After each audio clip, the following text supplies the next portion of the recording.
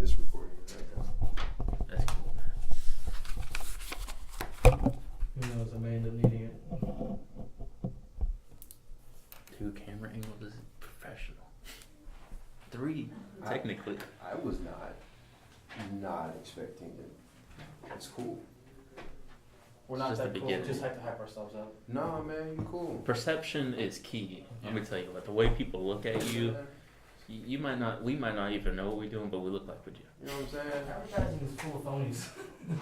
See the 3,000 depending on your attitude. That's what I tell my clients. What does that mean? That's for me to know, and you find out. Eventually they find out. Hit them with the whole, why do hot dog buns come in packs? And hot dogs come in packs. Oh man, I can't get them with that because that's something that people think about when they smoke weed. And all my clients smoke weed. See, my goal is to get them not to smoke weed. Well, I don't smoke weed. I'm just saying. They got 2 non-smokers here. See, musicians have this stage where we think about things kind of like people that smoke weed do, but we don't smoke weed. Mm-hmm. Or sometimes we do smoke weed. Sometimes they do worse. Yeah. So like DJ Craze, him and psychedelics. Oh, He yeah. got started scratching off, listening to Cuba's mixtape Yeah. and doing psychedelics. Yeah. I got my notepad. I was gonna take some notes just in case, like, said anything that like. Oh man, we're Let me get a pen. It's okay, it's just expensive camera. Okay. Is it in focus? I don't know. It was.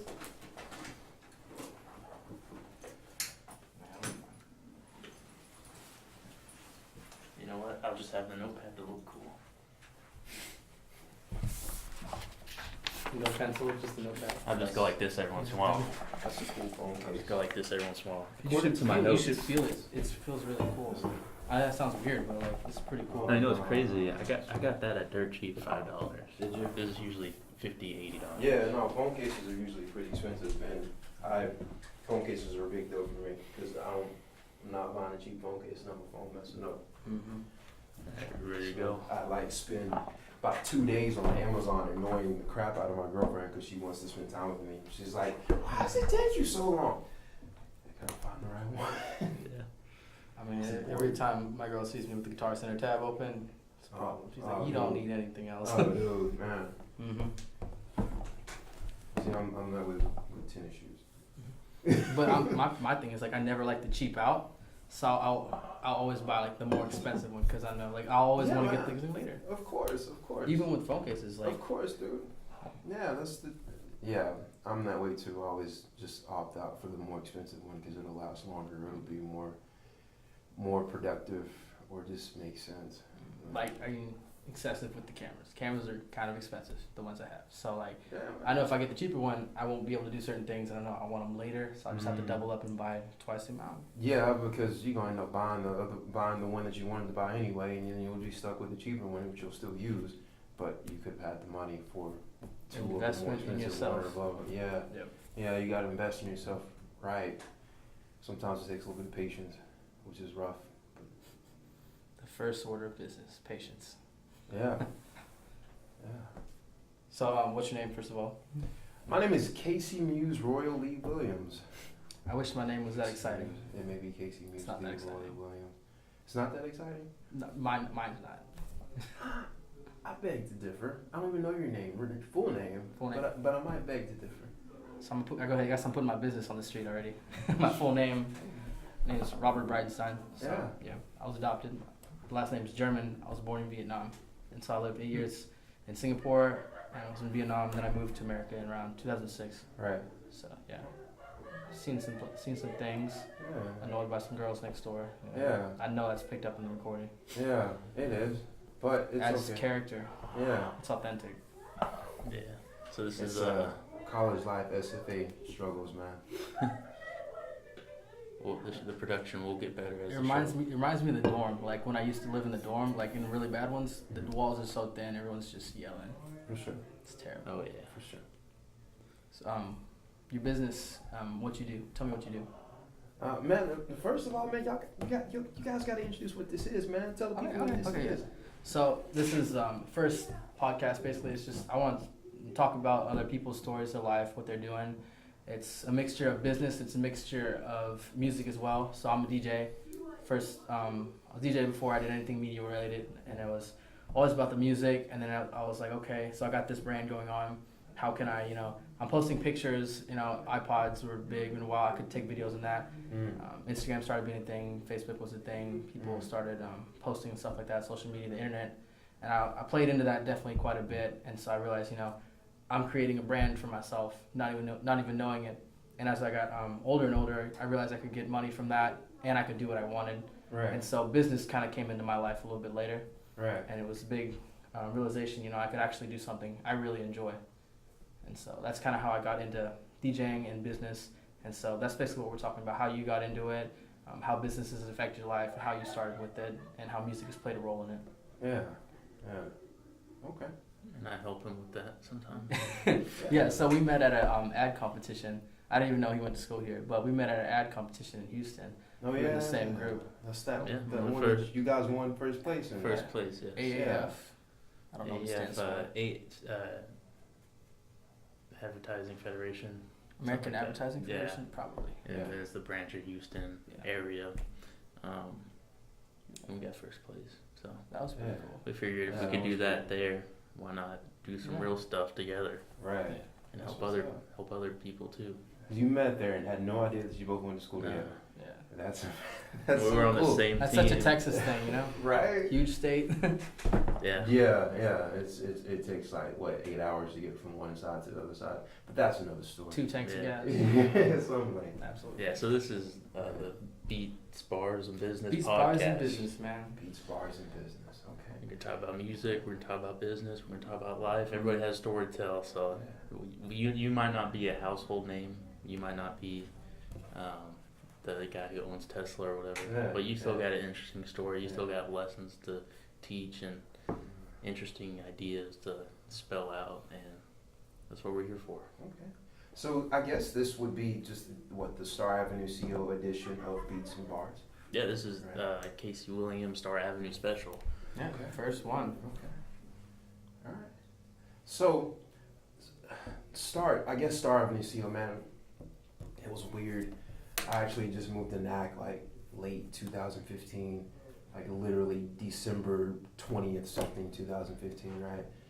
And I've been playing drums since the day I came out of my mother's womb. This is kind of what it is, right? Like I still her pots and pans, and she eventually just had to delegate a set of pots and pans to me to beat around on. And then my love for music just kind of grew from there, just organically over time, and then skipped my whole entire childhood because I'm actually 31 years old, so there's like a gap there to skip. But when I moved to NAC, I moved with literally only 2 hand drums and a drum set.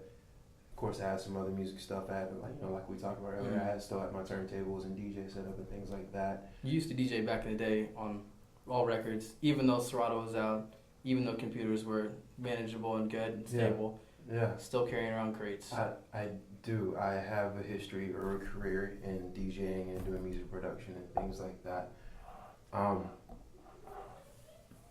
But what I met Garrett Moore, Yeah.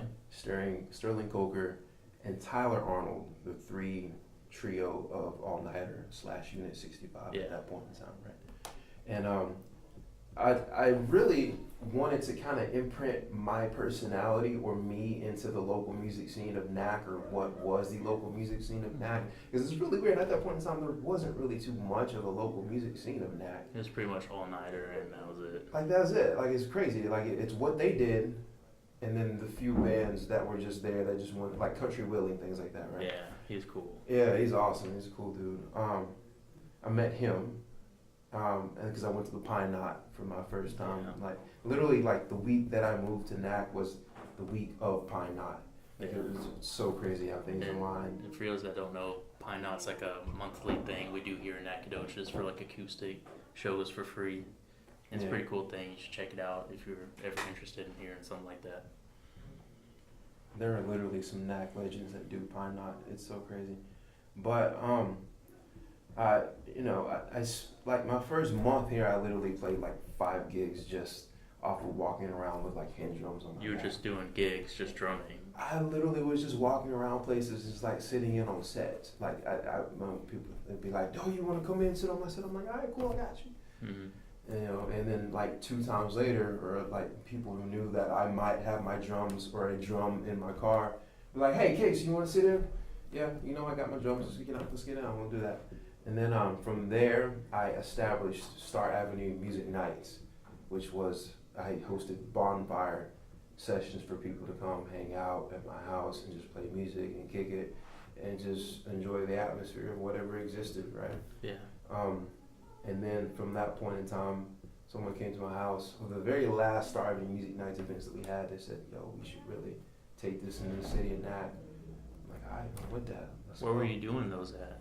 At my house. Like in Longview? No, like here, like in Oh, NAC. in Like Nacogdoches. like in NAC. Like Mhm. my Starr Avenue CO started in NAC. Okay.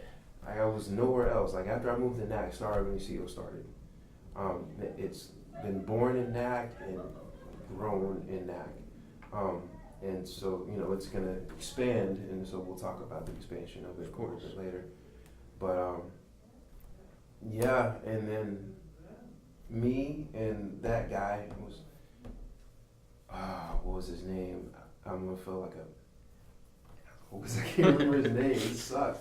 Him. Vulgar language is allowed. Okay, cool. So him and But my mom's probably watching this too, so. my mom probably used to.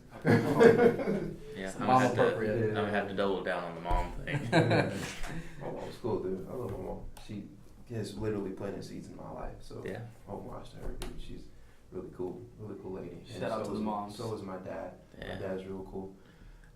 Parents are important. They Good are, parents, dude. especially. They are. Well, bad parents are important too. They're just And important in other ways. Yeah. And so, that's a whole nother story. But, yeah. So, then we had our very first Starr Avenue event in the streets of NAC. That's literally where we started, is on Main Street. We gathered, like, at that point in time, I think I had like 15 hand drums that had accumulated from the like 2 or 3 that I started with. And then people would come out with me, like consistent supporters. They would bring their hand drums. John Lacey, shout out John Lacey, Enrique Monguia. They would come out and they would literally just bring hand drums out. And Enrique constantly has hand drums because he makes homemade cajones. Mhm. So he literally would show up with like 8 or 9, like stupid things. It was ridiculous. So we'd have, like 30 hand drums or so like that. And people would just come out and play and have a good time. We'd have homeless people come play. We'd have people, like, I don't know, it was just random crosswalk traffic. Yeah. I've seen videos on your Facebook. Yeah. I mean, you were at Dia de los Muertos. Yeah, we did Dia de los Muertos. We Yeah. do Blueberry Festival. We do a lot of stuff for the downtown, for the city of Nacogdoches, for the downtown committee. We do Main Street Sweet Treats and Beats. We sometimes do Wine Swirl, not every single time. It's expanded to the point to where we do Wine Swirl, we do Sweet Treats and Beats, we do this coffee shop in Livingston, Texas called Java Quest Coffees and Teas. Yeah. We do events now in Lufkin. We're branching out to where I've gone home, or I go to Longview and do things in Longview. We're doing the art walk at Old Horse Brewery Yeah. in Longview Yeah. on April 11th, which I'm really excited about that because art walk down there is a really big thing. Man, it's really advanced and it's really been humbling to watch it grow. We also do creative writing workshops with our facilitator who does that, and Hannah Joy Stacy. Mm-hmm. She literally came to me and said, "Hey, I want to do this thing with you." I'm like, "All right, cool. So what you talking about? Let's talk about it." She came to me the next time we met with the whole entire pitch, had it written down in documentation. It was like a game and an activity that consists of like a 3-hour long thing. Like it's amazing. The whole entire thing is geared towards interacting and using creative writing as a coping skill.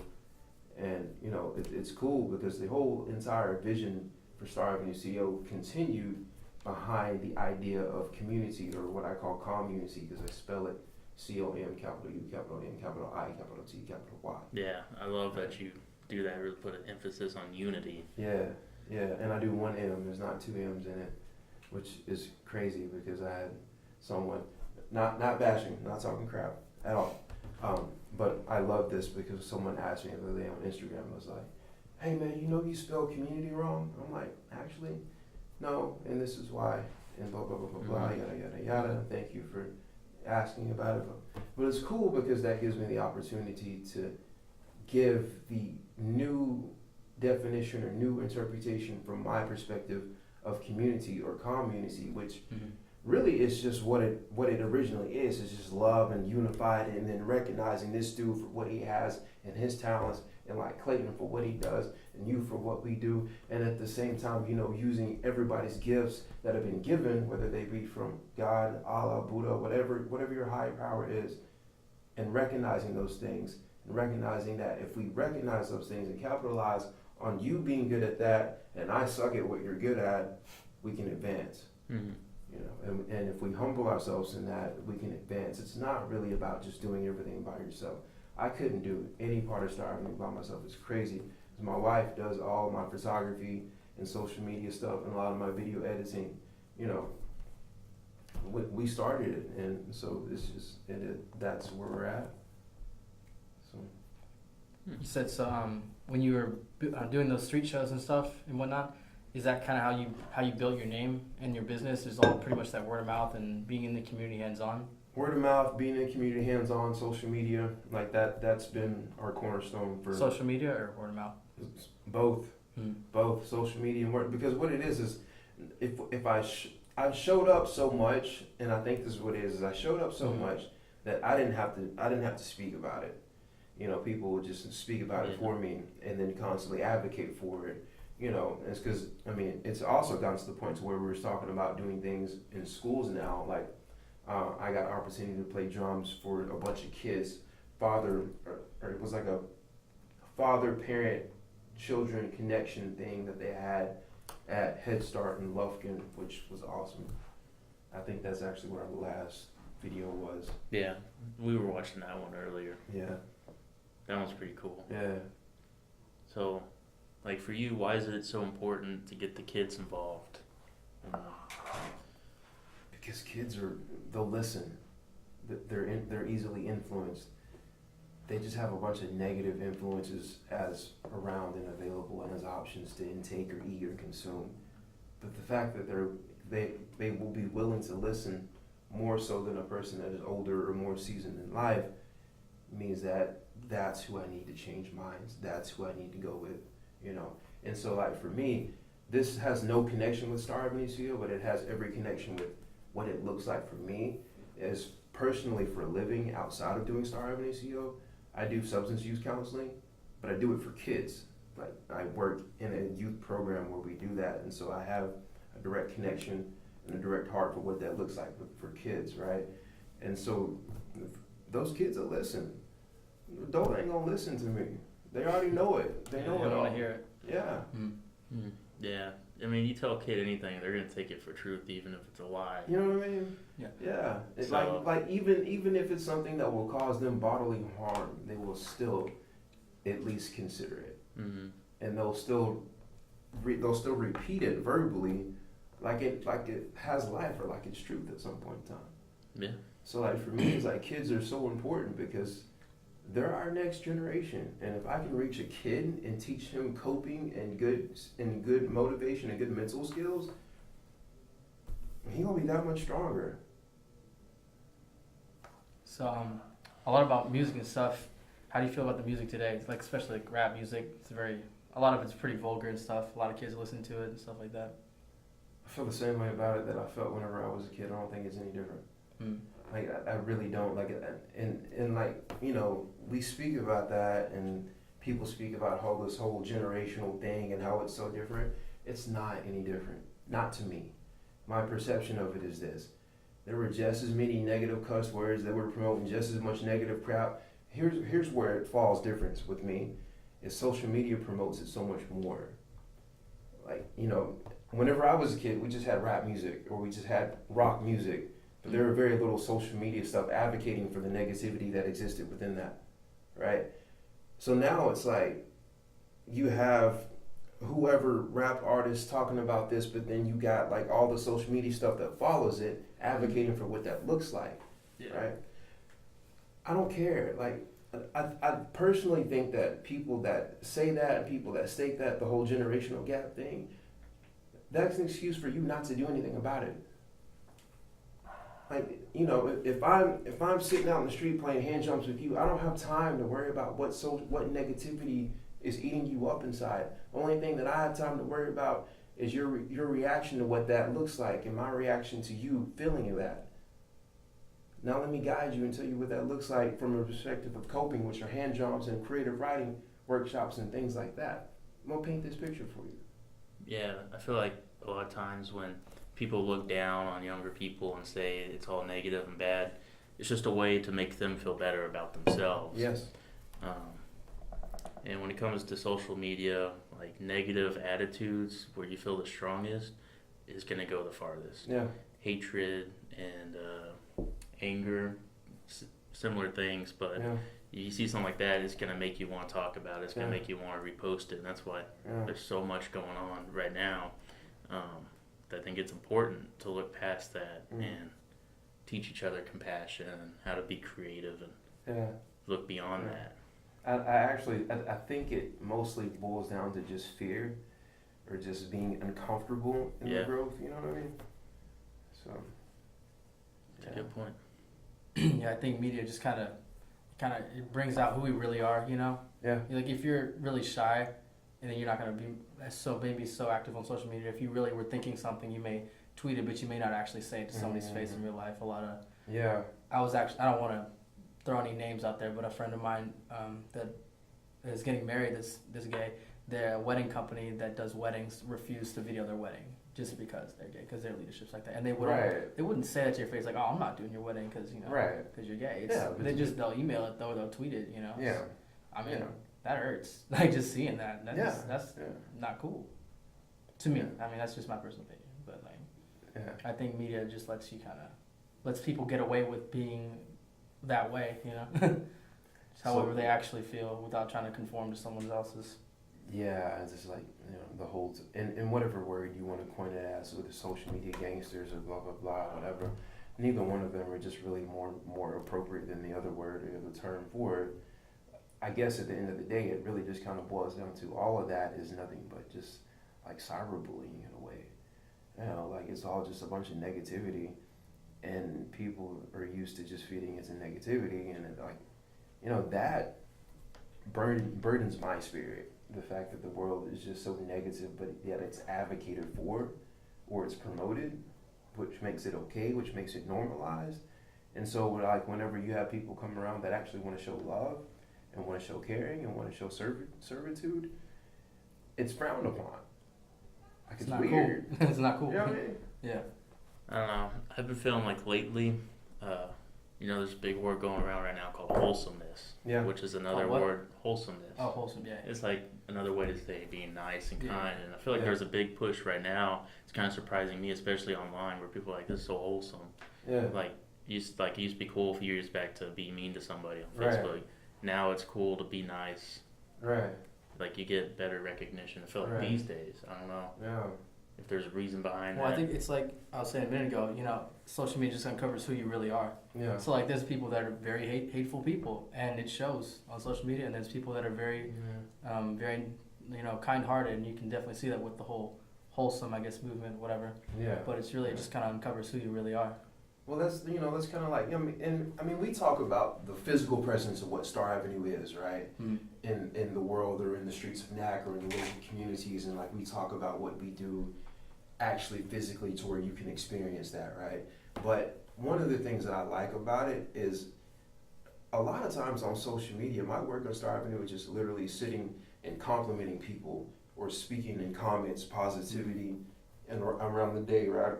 And so, like a lot of times, if I feel like someone did a good job in posting something, or if I feel like someone said something that's really cool, or if I feel like I can uplift someone in a comment that I say, I'm gonna try to do it. I'm gonna try to take the time out and do that. Sometimes I may forget and just go on about my day. A lot of times I catch myself going back and be like, okay, I thought that, but I really need to go back and say that. Yeah. I think engagement is very personal and makes Yeah. people feel good too. Yeah. Yeah, I mean, it's kind of surprising. You'd be surprised how one little nice comment like that on a Facebook or Instagram post goes for that person. It might make their day, you know? And it's the same thing as like out in public. It's like people get it so twisted. That's the same thing out in public. It's like when you see, like one of my favorite things to do is go to work in my office and just tell someone, hey man, you know you're the most important person on this job today. Hey, you know that your radiance is this, and it makes me feel warm. You know, Yeah. it makes me uplifted. You know, and you know after that's given to them, their outlook is just so good for like at least the next hour or 2 hours or something. Yeah. Especially if you really mean it. Yeah. There's some people out there who kind of just say it because they're supposed to. Yeah. It's part of their job, and you can just tell. Right. It's like you're telling everybody around me, good job, same monotone voice. Right. That doesn't, that doesn't make me feel better being told I'm good because you had to tell me. Right. Right. Because you can tell that you're just not really sincere with it. Yeah. And like, I don't know. I feel like getting that from you, that can make anyone's day. Yeah. Such a happy person. Yeah, you're a very positive person. Nah, I'm the person that I'm placed on this earth to be. Yeah. So. I've noticed, like, especially personally in my experience with DJing and stuff, if I'm very nice to a client, or not even just clients, just to people in general, I'm talking to someone and I'm talking to them about what they want to do, a friend that wants to go into like cosmetology and do beauty school, they don't have enough money, I'm like, go do some makeup for people going to prom for their wedding. I'll literally drive to your house and do photography for you, and we'll make something work, and that positive attitude goes a long way. And it's like, maybe they're not going to pay you that time, but the next 5 times after, they're going to think of you, or they have a friend, Yeah. And you're never thinking business, but it's just the positive attitude you have and the outlook that you want to actually help people. It goes a long way. Or the cool thing about that is you think even more longevity based. It's kind of like that creates a platform for you because that person's going to talk positive about what you did, and they're going to be in gratitude for what you did, and so that will land you more opportunities to grow whatever you're doing. Yeah. Right? Like it's like I had someone message me one day on social media like, dude, do you get paid to sit out there in front of it? And like most of the time, no, I don't. Most of the time, I just want to sit out and play drums for people and with people and just hang out with people and kick it and chill, right? Feels good. If I'm a drummer, I don't really feel like I just need to get paid every time I'm beating on the drum. That's crazy. Like if that's my gift to the world, then I'm gonna gift it. If that's my vessel to preach kindness and love and servitude to the world, that's what I'm gonna do. If I can allow for Hannah Joy Stacy to give you creative writing workshops and love in that way, because that's what she does, that's what I'm gonna do. If I'm gonna allow for my wife to come and do photography because that's what she wants to do for a living, like that's her act of servitude, that's what we gonna do. I'm all about just like spending time celebrating what you're good at. I think that sometimes people get it twisted and get it mixed up whenever everybody's like, oh, work on this and work on that, work on the things that you're bad at. That's okay. I'm not telling you that it's wrong. I'm telling you that it could be more productive for you to focus more on what you're already good at and elevate that. Yeah. Oh, one thing for me, I did this event last year called Dance Marathon here on campus, and I did it for free because I like the cause, what they do. They donate the money to a kid or someone that needs it. It's basically in a hospital or something wrong. Yeah. But they raised like $30,000+ on the event. That's crazy to me. For sure. And I did it for free. Like I could have gotten a big check from that, but I just do it for free. It makes me feel good, and they have a great time, and they really appreciate it. And I think that positive attitude towards stuff like that goes a long way. Yeah. Because that could be a big payday. Yeah.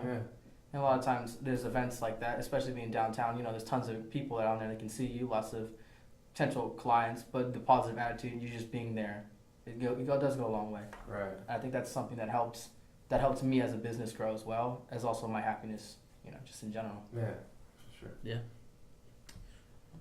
People can tell when you genuinely care and are trying to do something good. Like you go into it just wanting to make money, especially something that a lot of people consider a hobby. They're just going to look at you and say, why? Right. Like you got to give them a reason why. Like, bring that energy, that spirit, and just really want to change some people's minds on some things, and they'll remember it. Yeah, yeah. And then also, and flip it, because from a business standpoint, it makes sense because you're just really just building value in what you do in your presence, right? Mm-hmm. And so that for me makes so much more sense than just trying to figure out and worry about, oh, I can't take this gig because they're not paying me anything. Check, yeah. Yeah, well, if I'm doing that, I'm never gonna do anything because nobody's gonna pay me for things because I don't have the value. Why should people be willing to pay me whatever? Yeah. You gotta start earning and bringing that value so people will go, that guy's good. He's worth it, even if he does cost something. He may not have cost something 2 years ago, but he was worth it then, and he did me a favor. Yeah. I also that's easy to say when you're making money. Yeah. It's harder to say when you're not making money and It you're is. trying to make the meat at the end of the month. But let me say this: I don't make that much money. So it's. Neither do I. We're here. I mean, I hear you. Like it's like I don't. I mean, I'm making enough money to pay my bills and get by and fund Starr Avenue. The goal is so like I have two goals with Starr Avenue CO, right? To love and serve and give community in that way is all bundled in one goal, right? Yeah. And then the other goal is I would be absolutely ridiculous to not mention this or not even say this because I'm really transparent in how I feel about this. Is my other goal is to take care of my family for the rest of our lives. But taking care of our family with the act of loving and serving for the rest of our lives is the goal. Like that's the only goal. Yeah. You know. So you said you have a wife. You're married, right? We're actually not. I mean, I just call her my wife because we've been together for the last 3 years. We spent time together. And that's just that's who I'm rocking with. But you have that mutual understanding of business and like time. This is time, family time. This is business time, kind of. No, there's fights about that sometimes. Cool, we're on the same page. There's disagreements about that. If Okay. I'm gonna sit here and Yeah. tell you, yes, that's ridiculous. No, Yeah. there are disagreements about that sometimes. It happens. There's a balance in there. Yeah. Sometimes the balance gets skewed and gets swayed sometimes. That's life. It happens. But we just got to bounce back and then communicate through that process. Well, how do you balance it? I guess. I don't. A day-to-day battle. It's a day-to-day battle. I don't. Like, it's hard. It is. It's hard. I mean, sometimes my attention gets taken away from her, and sometimes she be like, it's hard, and most of that is from me. I mean, I'm not even gonna trip about that. It's not the easiest thing in the world. I mean, I'm gonna say this about it. Sometimes the easiest way to, you both kind of have to be on the same foundational page with it. Mm-hmm. But in the moment, she could feel like this and you could feel like that. And then this happens, right?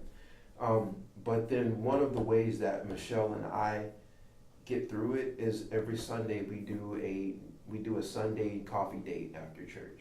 Mm-hmm. So we go to church and then we go to Thumpers and we have coffee and we talk about the things that we didn't get to talk about during the week, And then the rest of the Sunday, I try to make it just ours.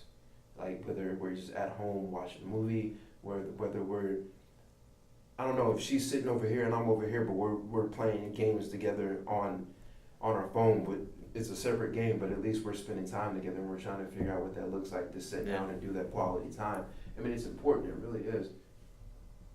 Yeah, it's hard. I know. For us, we do the same thing. Like on Sundays, we try to make that just for us and stuff. Yeah. Even because my girlfriend works at a bakery, and so Right. it's long nights, early mornings, and she's Yeah. going to school full time, and so it's like busy during the day, busy at night, and so we talked about Valentine's Day next week. Yeah. She's got to work the entire week all the way through. Yeah. And so it's like, well, there is no Valentine's Day, so like we're gonna have to pick a day Right. the week after or the Right. week before and make it special. Right. Or like, So, yeah. Valentine's Day is during the week. Okay, we're going to rock out this weekend. What we going to do? Yeah, Let's plan it out. and it sounds awful, but it's like, oh, I'll pencil you into the calendar, But sometimes that's what it takes. It sounds awful, but you remember that thing that I told you about is it never changes even as you get older, like growth and then the pains and like that's part of it. Yeah. That's part of it, and and one of the reasons why I just decided to be so transparent about, didn't even decide, I am so transparent about that, what that looks like is because, man, people have this like picture board image of what relationships look like, and it looks like a Disney movie, and it's not like that. It's the biggest lie in the world, and so like people be fighting at home, and then people be like, oh well, I want my relationship to look like this. It don't look like that. Mm-hmm. And it's okay for it not to look like that. Because Johnny and Joanna down the street's relationship don't look like that. And Bob and Sarah's relationship over around the corner don't look like that. They fighting too every now and then. It happens. They might just be better at getting over their fights and communicating, but it's relatable. You're not, you're not alone in that. Are there any, like, I don't mean to bring this up, are there any particular fights or anything that come to mind as like monumental turning points as far as business and relationship? I don't know, man. 3 years is a long time to start thinking back. Yeah. I remember the first time I talked to other like entrepreneurs and business owners about their relationships and how they handle things, and some gave me really good advice, some gave me bad advice, but the one thing I did take away was like have like a day where you can say, this is our day and stuff like that. Yeah. I even had someone that told me like just lie and tell them it's business, and then you can do whatever you want. I'm like, that's terrible advice. It's a lie and tell who? What? Like, so I was asking about like how do you tell your significant other that I need to go and do business, I need to spend time by myself, and this is like 100% I need my space. He was like, don't tell her you need space, just tell her it's business and go do your thing. I was like, that's awful advice. No. That's awful advice. Trust is the most important No. thing. Yeah. But I mean, some of the people that I've talked to, you tell her you need space, and then advice. say, go have your space. We'll come together when our spaces are done. Yeah. Yeah. Something in this book I'm reading that came up recently is this idea that nothing is as important as you think it is in the moment you're thinking about it. So Yes. y'all might have Say it again. something. completely agree The with things that. that you're thinking about in the Okay. moment aren't as important as you think they are when you're thinking about it. So you can look back on a fight or a disagreement and think, what were we thinking then? I mean, we just fought over something so stupid. I mean, A lot of times you don't remember. you just kind of have to, like, I realized you just kind of have to say, I'm sorry. You just got to own up to it and just got to try to do better. Yeah. And, like, you don't just try, you do better. Even if it's 5 more minutes of alone time or whatever Yeah. it needs to be. Okay. When you look back on things, you think, man, that was Yeah. that was dumb. Why was I making such a big deal about this little thing? And I think accountability and all that is just really important. Just realizing that you did something in that argument, whether you want to blame that person or not, but you took equal part in it just as much as they did, and not blame them for everything. Like I think that's so important. When, I guess as far as like your, what was your girlfriend's name? Michelle. Okay. So when you kind of describe to her, this is what I do for work. This is my company, this is my business and stuff. Was she cool with that? Like she was down for the cause? This is how this started. You ready for this? Okay. This is on the very day that we started Starr Avenue Music Nights, right? I said, hey, you want to take pictures while we do this bonfire of people playing music? For free? And I didn't throw in it for free. But I just I just said, hey, you want to take pictures while we do this bonfire thing? And then the next month, because we did them every month, right, for like 6-7 months or so. And then we rolled into the downtown thing, and then it just advanced from there, right? We were doing Liberty Bell and things like that, right? But she was like, rest in peace. Yeah, I want to say hey man, for sure. Rest in peace to Liberty Bell. Shout outs to Katie Kennedy.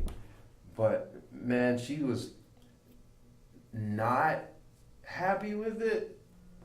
I don't really remember how she felt about it. I know that there was internal friction there, and I could tell. And she did it, and so that was literally her birth of starting Starr Avenue CO with me. Like when I say she's been there, I didn't start it without her. Like it literally, like she's been there from the beginning. Like she's rocked with me even through me coming home and just randomly saying, "Hey, we got this gig this weekend. You down?"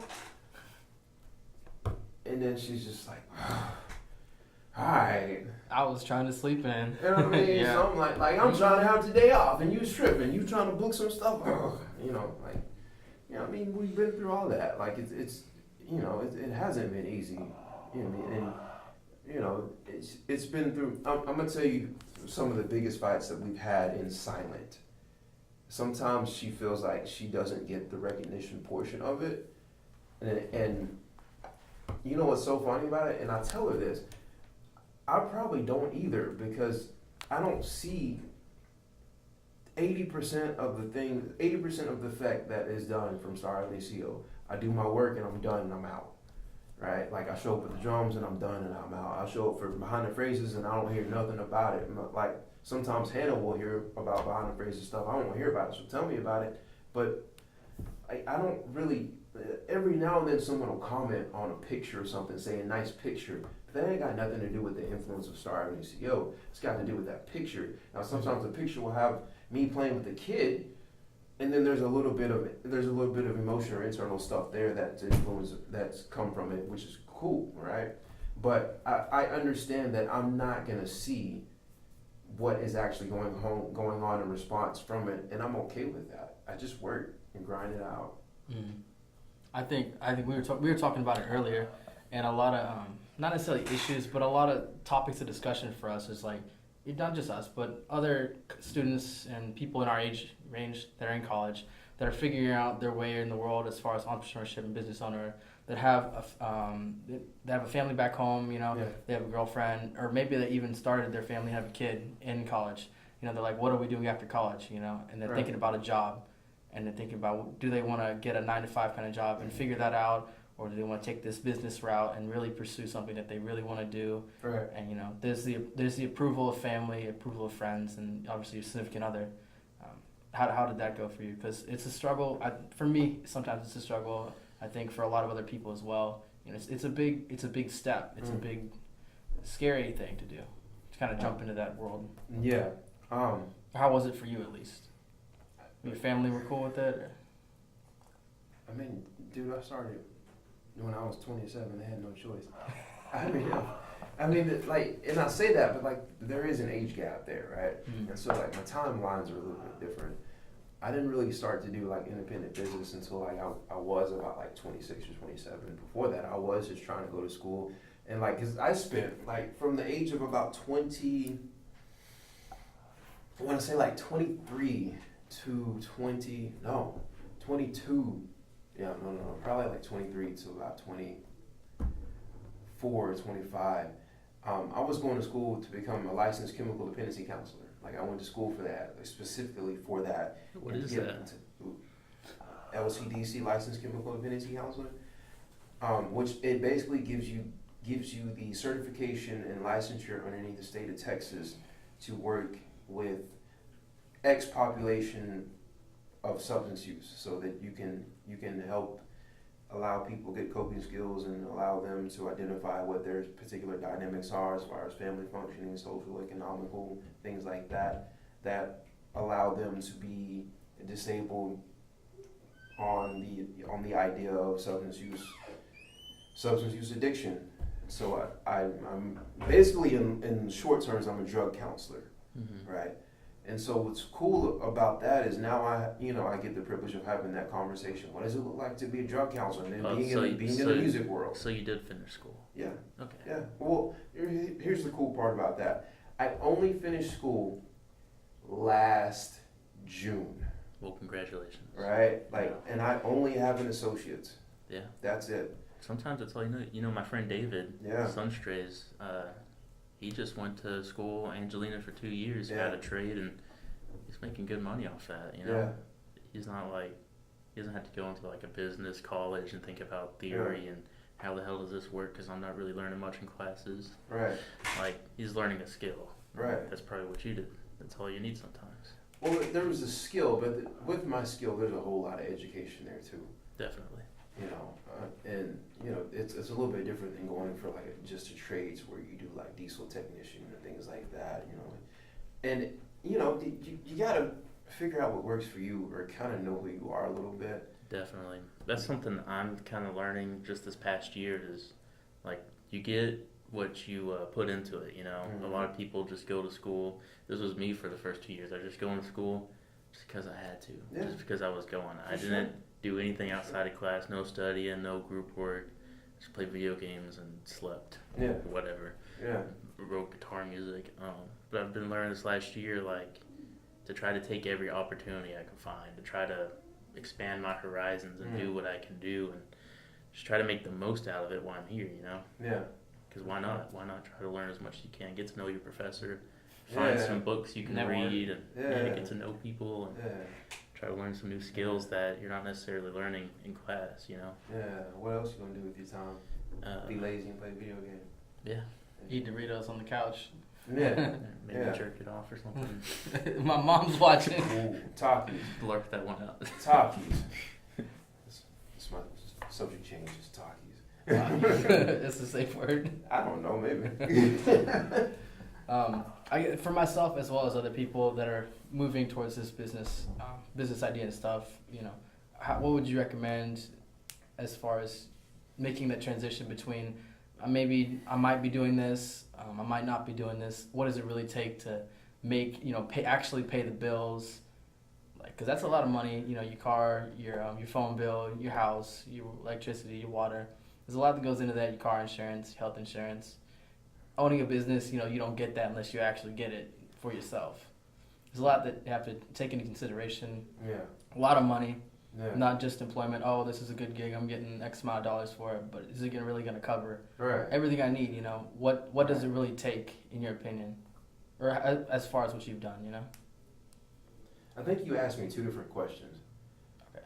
I think. Let me rephrase. No, I'm good. I understand Okay. completely. But and I'll probably answer both. And you know, just for the sake I just of. got a million things going on up here. Hey man, that's cool. Yeah, no. Well, because I think you asked me kind of what it took for me to continue on the path. Mm-hmm. Is the second question. I think the first question is kind of like, how do you know whether to pull the trigger on blank, like On business. or on business or Yeah. not do business? Yeah. Business or not business, and then or what's it yada take? yada. Right. So there's two different questions. Okay. Kinda, right. Yeah. Go ahead. So I'm gonna answer the second one first, and then I'll answer the other one. So we'll go 2 words: patience and not looking up. So like you got patience, and then the second word is is not looking up. And what I mean by that is quite simply, sometimes whenever I do work or I'm doing Starr Avenue stuff, I'm not focused on anything else but the next task at hand because I cannot look up. Like if you're emotional behind something that I do with Starr Avenue CO and you get offended and I let your offense offend me to where it throws me off my track and throws me off what I need to do, the only thing that gets affected is whatever I got to do. You're not crying, like your bills get paid, like blah, blah, blah, blah, like your show goes on. My show gets hindered because I allow you to affect me. I don't look up. I just look down and I realize that I'm not gonna see everything that I want to see ideally out of a selfish mindset. So I try to take the selfish mindset of it out. And then that just requires a whole lot of patience. It's a lot of focus. Like Yeah. really just Yeah. it's not about not caring about how other people are feeling or, you know, if you hurt their feelings, but it kind of is sometimes. Is that what you're saying? Yeah. It's a very harsh way of Yeah. saying it, but like No, I'll say it a little bit harshly. You just gotta not care what people think. I mean, seriously, like seriously, like you gotta just not care what people think. Mm. Like, you know, at the end of the day, that's what it boils down to, is just not caring what people think.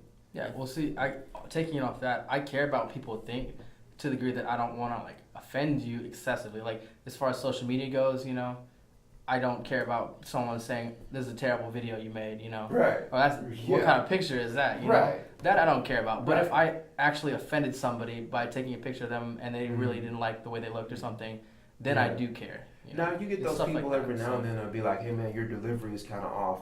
Mhm. What did you mean? Mhm. You know, or they're just a little confused a little bit. Yeah. And then you can use that stuff for like auditing purposes, you know, like correcting yourself or like making sure that your delivery is a little bit better the next time you do it, because that's key. I totally believe in auditing yourself and accountability, right? Yeah. So like Gary Vee. So Shout out to Gary Vee. We're doing the podcast like you said. like you were saying, Rob, though, about like when somebody is upset about the picture you take, Mm-hmm. I think that's just you caring about your work. Like Yeah, I that's mean- not necessarily Could you be. getting offended about Yeah. it. Well, you Yeah. also consider like I Yeah. mean, my trolls, you know, on YouTube.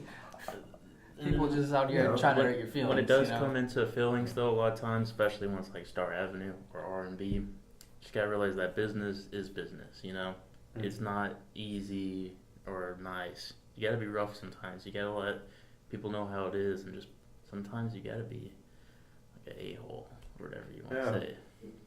Just gotta get the point across and just It's a thin line occasionally. between cockiness and confidence. Yeah, you just gotta do what you gotta do sometimes, and you can't, like, those emotions might get to you, but you can't let them be you. What did you made a face when I did that?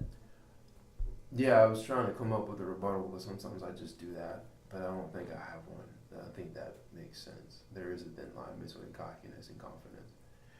I would sometimes say, depending on the day that you're talking to me, so I guess I'm just kind of wishy-washy with this, and that's okay too, to be wishy-washy and just kind of thoughts like on a day-to-day thing, right? I think sometimes those bleed just a little bit too much into each other. You know what I mean? Like sometimes your confidence, and then you're confident in doing something to the point where you do it, and then you just really get to the point where you believe in it so much that you are kind of cocky about it.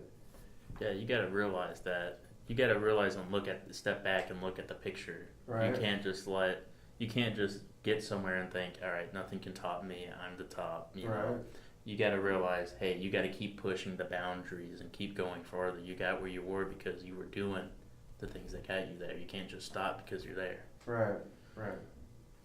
But, you know, I hate to say one idea is right and one idea is wrong, because I don't think they're both lacking discredit. I think it's situational. Yeah. Yeah. Yeah, I don't think they're even one are lacking discredit. Mm. And I think it is kind of situational. So I have a question for you, Casey. Sure. I know Starr Avenue is still fairly young, but would you say He's already that? got shirts, man. I know I he's don't got have some shirts. merch. He's got some new merch, and he got some jackets that are pretty tight. I've seen you wear one, Yeah, man. and they're like, you got like a yellow one and like one that almost looks like a trench coat or a raincoat or something. And The yellow one, I think those are the same ones. The yellow one is kind of like, it's our rain jacket. yeah, And I'm trying, it's a what is it? It's a prototype, because I'm trying to experiment with whether I like it well enough to sell it. mm-hmm.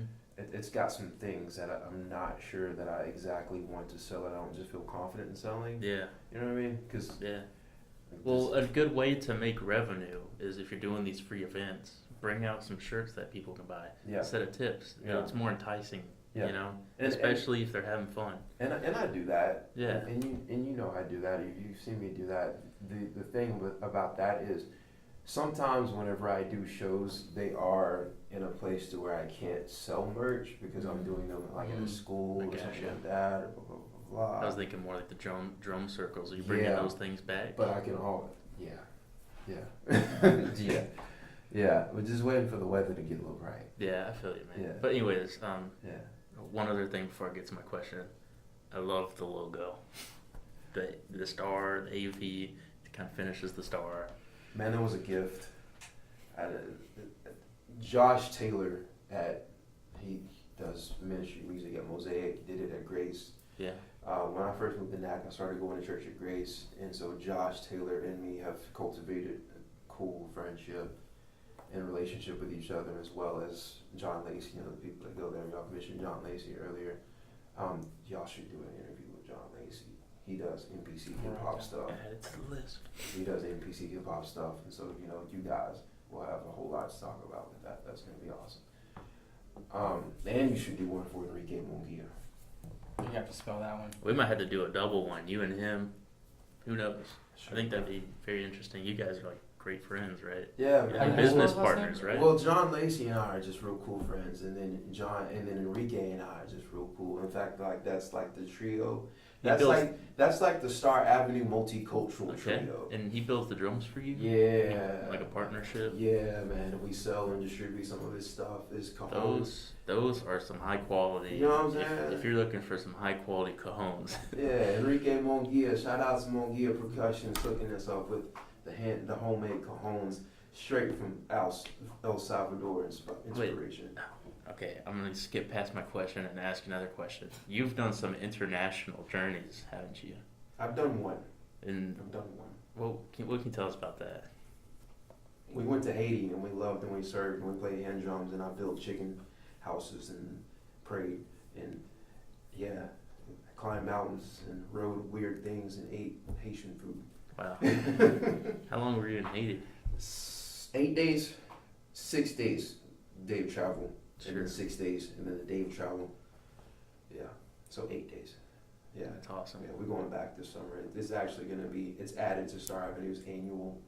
Okay, it's gonna be an annually thing. Yeah, That's neat. yeah. The Starr Avenue tour. I mean, that's in the books too. I'll tell you what. That's in the works too. Starr I'll Avenue tell Tour is you an what. idea that we're investing in as well. Like a U.S. tour. Yeah, That'd be really neat. Eventually, yeah. But we're starting with like Texas and then the southern tip and things like that. Of course, it's got to grow. But eventually, Texas is so big; it's almost its own country. you know what I'm saying? I drove You know what I'm to saying? West Texas, Yeah. 11 hours one Yeah. drive. But eventually, yeah, we are looking at. In fact, we're looking at international things. We're looking at more international. You're things. already international. You've already been to Haiti. That's true. The first That's international company. But our beats our next stop, we're looking at Denmark. Wow. Yeah, we're looking at Denmark for our next stop. It's always interesting just once you're in the international and then you start thinking more internationally. So like, you know, obviously just for the first time I saw WhatsApp, you know, and someone explained it to me, I was like, oh, this is really cool. But you would think about it, like people that never have left Texas probably have never used WhatsApp. Did I know what WhatsApp was before I went to Haiti? Yeah, Like, exactly what I'm saying. Someone put me on game to WhatsApp because Michelle didn't go with me to Haiti whenever I went and rep Starr Avenue CO, right?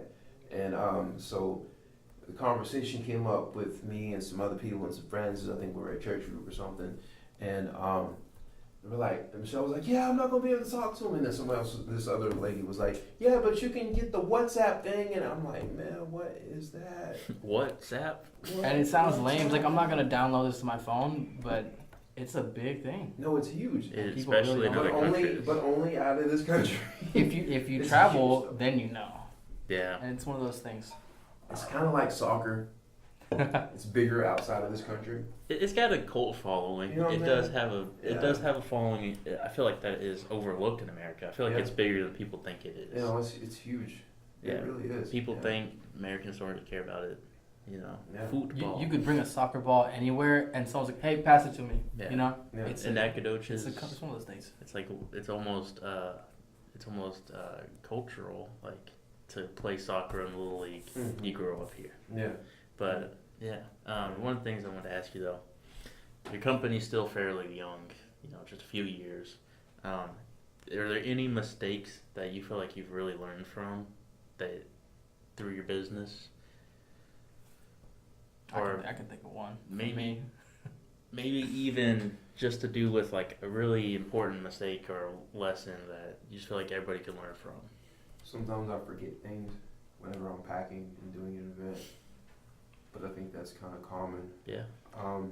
I think I don't really know. Like I haven't made any huge mistakes yet Mm-hmm.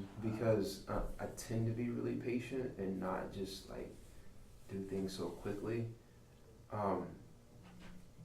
But dude, and let me tell you this, man. And people, you can think about this whatever you want. This is the truth too. I get audited quite often by my mom because she is in full support of Starr Avenue CO. And I probably would get audited by my dad if he was a person that dived into social media. He's just not that dude. My mom will literally text me and say, "Hey, your delivery on this is not right. What you doing? You know better." Or, "Hey, you misspelled the word." Or, "Hey, this, that. and She's the your other." copywriter. Yeah. Yeah, straight no, up. for real. Yeah. No, my girlfriend's my copywriter. I Yeah. misspell stuff all the time too. Dude, it's wonderful. Like I Oh, love yeah. it. I appreciate it so much because I'd be on social media looking like a fool, Mhm. right? And not only that, man. You know, she has extended her hand to Hannah Joy Stacy and the Behind the Phrases creative writing workshops because she's a part of the brand, right? She audits her stuff. Wow. Like she'll literally just message both of us and be like, "Hey, y'all really need to think about doing this." Like actually, just recently, she was like, "Hey, both of you guys' next move needs to be you guys need to go to the ISD, the school districts, and apply for volunteer work so that you can get in with that and serve in that way." Yeah, I remember when I went to McMichael Middle School, they had a songwriter come in and he Yeah. wrote a song. He wrote 3 songs Yeah, with the school children and then Yeah. played his favorite one to the whole school. right. So they Right. definitely encourage Right. or like music to be in the middle schools probably the elementary schools are always bringing in people. Man, I've DJed a lot of different events, but middle school dances are really fun. They are, because you can almost do whatever you want to, Yeah, and there's so much interaction with those kids, man. they have so much energy. And you can literally play the same song like 10 times Hmm? because that's all they want to listen to. Yeah. Like check it out, man. I was DJing high school things at my high school alma mater when Crank That and when Soulja Boy came out. Oh yeah. That's all they wanted to hear. What year did Katrina hit? Was that like 05 or It's 6? like 2005-ish. Yeah. Yeah. So my friend was DJing at this high school, and I actually got a chance to DJ there with him. It was like 6,000 people in homecoming, just a sea of people. That's a lot of people. 6,000 people is a lot of people. Yeah. And this is just after the hurricane, so everybody that was in New Orleans and everywhere in Texas got displaced, and so there's a lot of gang issues. Everyone's just kind of in one place. Yeah. So there's Bloods and there's Crips out there in the crowd, For sure. He's telling me this story, and he said the music, I know there was a lot high energy, and they were about to get in this huge fight, and there was only one cop, and the cop was just looking around like he was have to do something, and then my friend who's a DJ, he played this really obscure song, and they all just kind of looked around, and then they just kind of left. Yeah. But it's like all that control, all this violence about to happen, and then just kind of disperse. You have all this control, so Yeah. I was just thinking about that because you're talking about high energy and then all these different kinds of people and stuff, and I was like, wow. Yeah. A lot of different cultures, a lot of different things you can do with music. Yeah. But I mean, you probably saved the cop's life Yeah. because that could have gotten crazy. Yeah. That's so epic. 6,000 people. Yeah. That cop's life and so many other bystanders' life as well. Is, the thing about like gang warfare and things like that, not diving into that, is people get hurt in the crossfire that aren't even affected or aren't even ain't got nothing to do with it. I actually I hate to put this out there because it makes me look bad, but I DJed this event at a bar, and there wasn't any security at the bar. It was a bar, and everyone's generally very safe there. It's not a violent place by any means, but this guy, not even from here, walked in with a knife and was just trying to fight somebody. Like, he doesn't even live in the town. But he came in there trying to stab somebody, and my photographer tried to stop him, and he actually got stabbed in the process. Right. Yeah, he just caught a knife to the stomach. He's fine, but Dude. I mean, it's crazy. Wow. It's scary. Yeah. That don't make you look bad, man. Sometimes you just gotta do what you gotta do. Yeah. And working and trying to get Shout out to my hustle and get your name photographer. out. Yeah. For sure. You ever had any bad experiences like that? I know you work in a lot of, not necessarily correctional facilities, but a lot of. No, actually, I used to. Oh, you did? Okay. Yeah, I actually did. Before I came out here, I did drug counseling at prison over in Henderson. How was that? Yeah. Yeah. It's okay. It's okay. Next. Actually, it really wasn't that bad. If you could imagine, like, just doing paperwork for 4 hours a day and then doing it what is the word? Didactic, which didactic means you just give education and they listen. You're not doing like interactive process groups or anything. Yeah. Right? So you're doing that for like another 4 hours a day after lunch.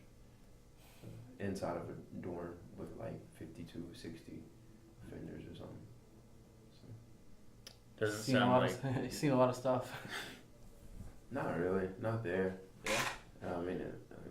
Not that much happened in front of my eyes. Stuff happened when I wasn't looking, or like in the dorms whenever I wasn't teaching or I wasn't giving lessons or nothing. But yeah, I didn't really see too much. I got pepper sprayed one time by Crossfire.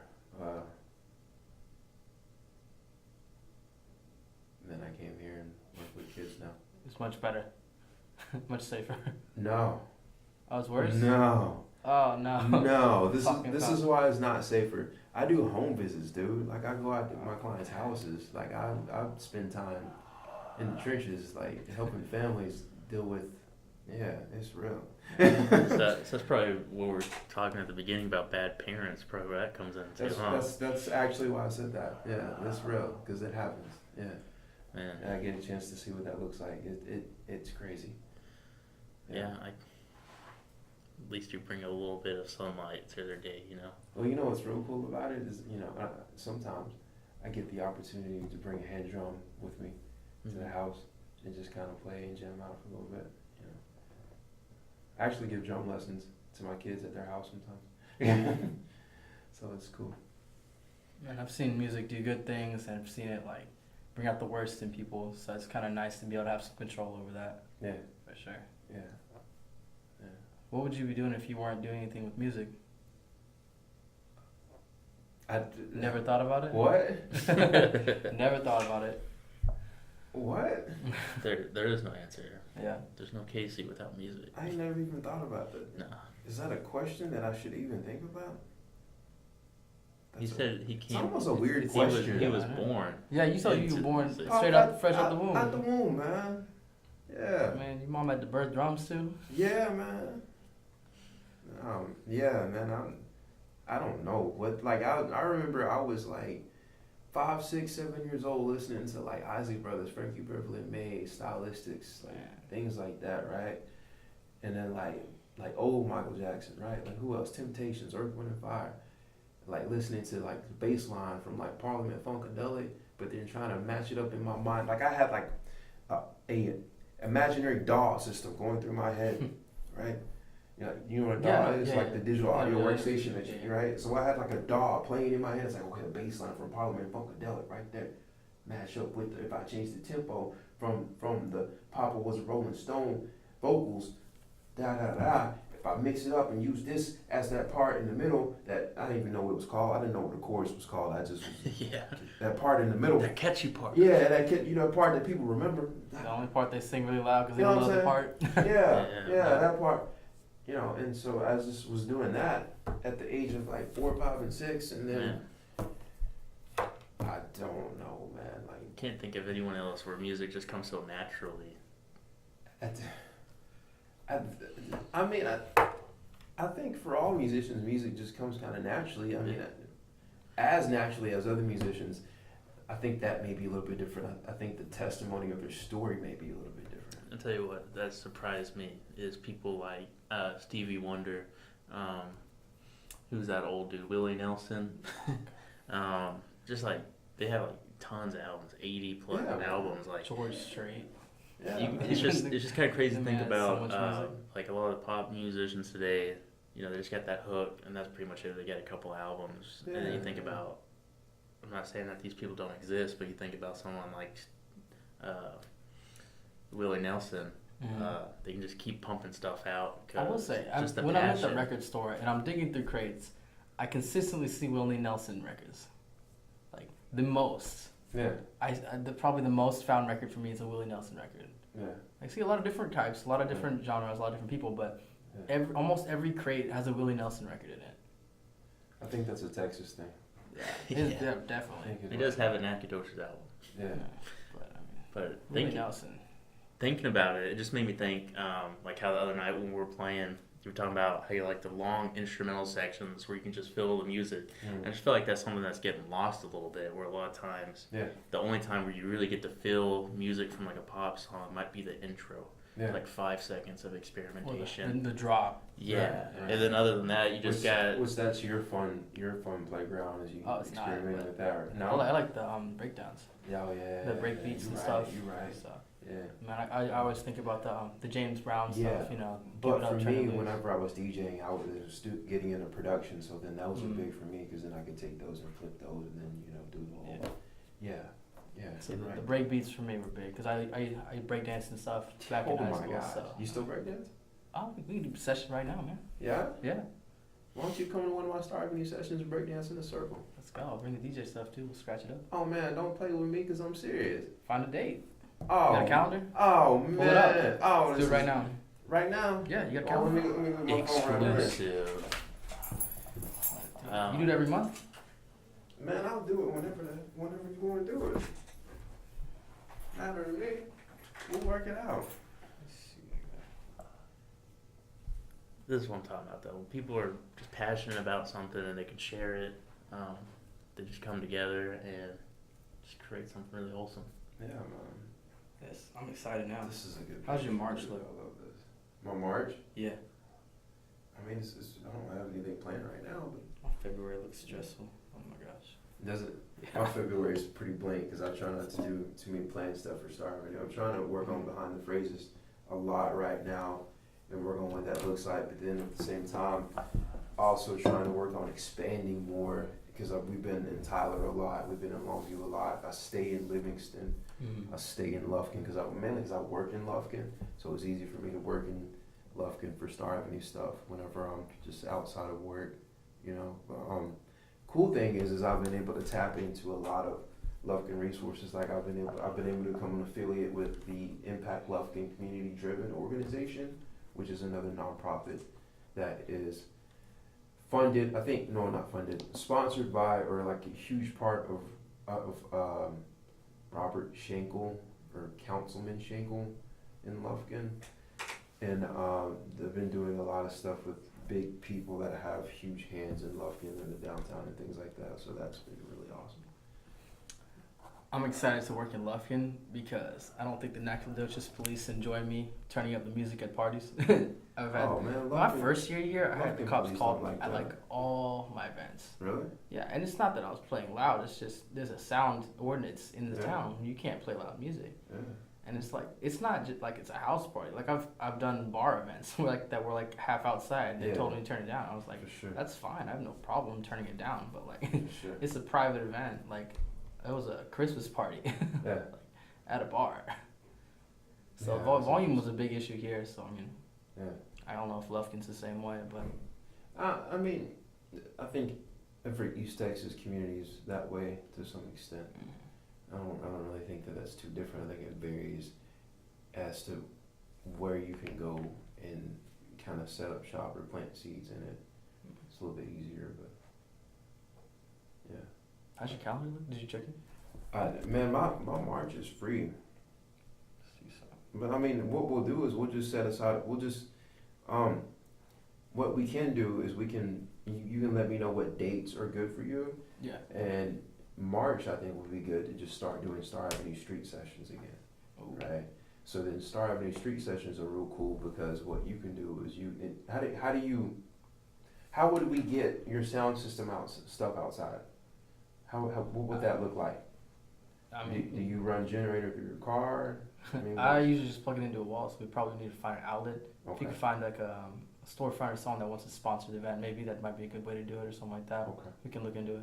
Okay. We can talk details after. Yeah, for sure. But definitely let's find a date because that sounds fun. No, man, let's do it. And then my boy John Lacey can come out in NPC and do some trigger finger stuff. Yeah, I got some friends that dance too. I'm wondering if maybe the Boss Light. Yeah. He hosts events there. That's a possibility. And I love Tim. That's downtown. Tim's a good friend of mine over at Boss Light. So although the corner area of Boss Light might not be a large enough space, but we'll work it out. I'm sure we can find something. We'll figure something out soon. We'll figure it out. Yeah, because that's something that I think will be epic. I'll get some good video from it too. So even better. Yeah. Even better. Yeah. What time is it? It's about 8:00. Should probably start wrapping this up. I know I got someone waiting for me at home. She's probably hungry. Yeah. I know you probably got someone waiting on you. Yeah, she's hungry too. Yeah, me too. All of us. Yeah. We can talk all night, but yeah, really. For sure. All right, well, thank you, man. That was fun. Man. You guys give an outro, wrap it up, recap. Who is this? What we doing? Yeah. So, Rob, all things R&B. That's the company name's R&B Entertainment Production. First name is Robert.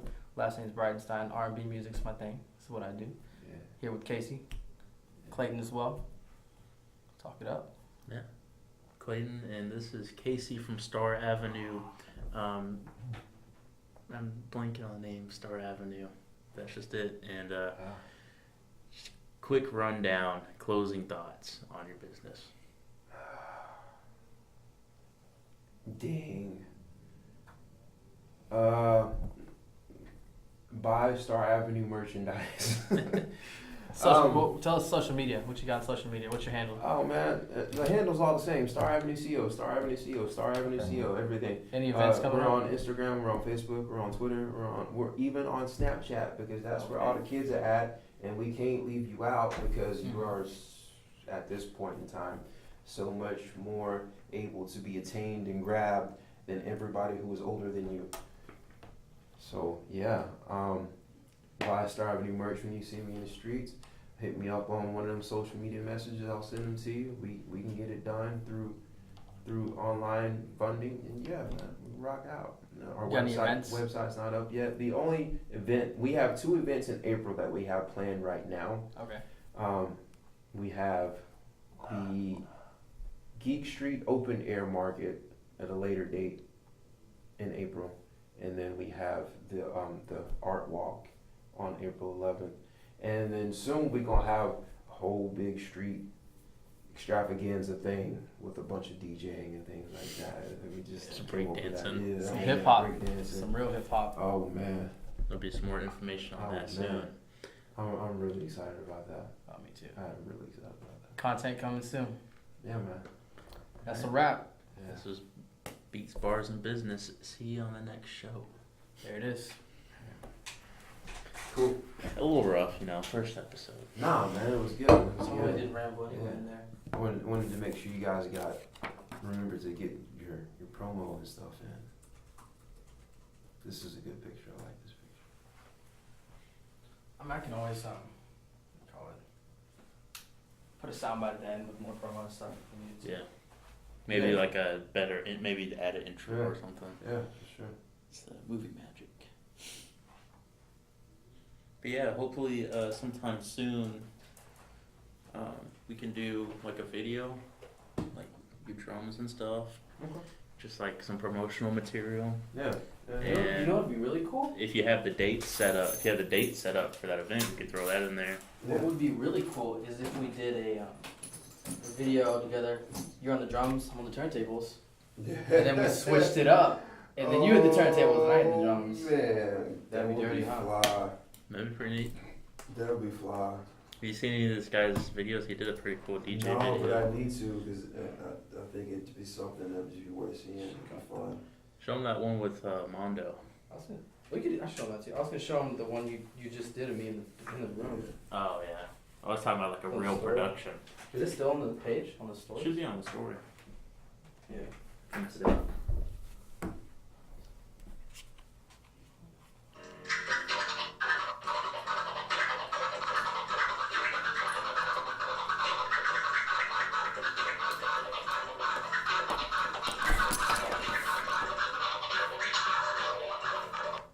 Yeah. And that was like a beat. Off the cuff. That was like a beat in the background I made up real fast. Yeah. Alright. Gotta get you behind the turntables again, man.